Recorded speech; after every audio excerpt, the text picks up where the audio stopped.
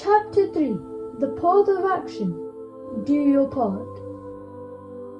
Arjun asked with puzzled brow, if knowing truth brings peace somehow, then why must we still act and strive? Why fight at all? Why even try? Krishna replied with voice so clear, inaction won't bring freedom near. We all must work, both big and small, for action is the heart of all. The sun does shine, the rivers flow, the seeds will sprout, the trees will grow. Each plays a part in nature's way, so must you, come what may.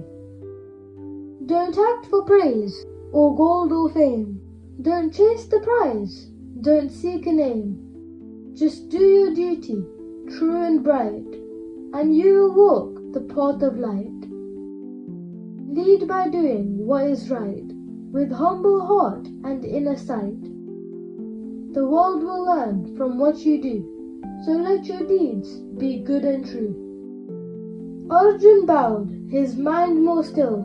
He felt a quiet, steady will. I'll do my part, I'll make a start, with dharma clear inside my heart. Don't forget to like my video and subscribe to stay updated. Krishna Stories!